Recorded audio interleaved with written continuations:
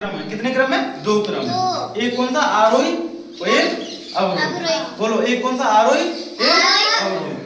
आरोही क्रम में कैसे लिखते हैं संख्या को? असेंडिंग ऑर्डर, यानी छोटे से बड़े क्रम में, यानी बढ़ते क्रम में। कैसे लिखते हैं संख्याओं को? छोटे से बड़े क्रम में, यानी कहेंगे बढ़ते क्रम में।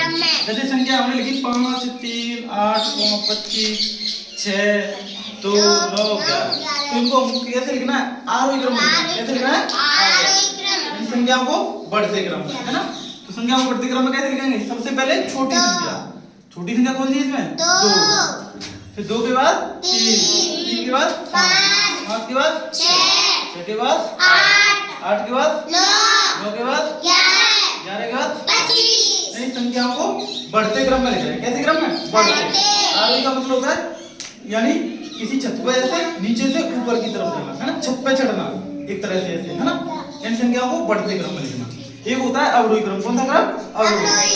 अवरोही का मतलब होता है संख्याओं को बड़े से छोटे क्रम में लिखना, यानी संख्याओं को घटते क्रम में लिखना।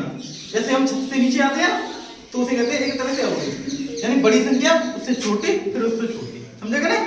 तो ये क्या हो गया? अवरोही क्रम हो गया। ये क्या हो गया? अवरोही क्रम। पहले बड़ी संख्या, तो इसी को हम अवरोही क्रम में लिखेंगे तो कैसे लिखेंगे? पहले सबसे बड़ी, फिर उससे छोटी, फिर उससे छोटी, फिर उससे छोटी, फिर उससे छोटी। तो बताओ संख्याओं को लिखने के कितने तरीके होते हैं? 2। एक आरोही, एक अवरोही। आरोही में संख्या कैसे लिखते हैं? छोटे से बड़े क्रम में, यानी बढ़ते क्रम में, ठीक है। और अवरोही क्रम में संख्या कैसे लिखते हैं? घटते, बड़े से छोटे की तरफ, यानी घटते क्रम में, ठीक है। ठीक है, तो अब लिख दो, चलो।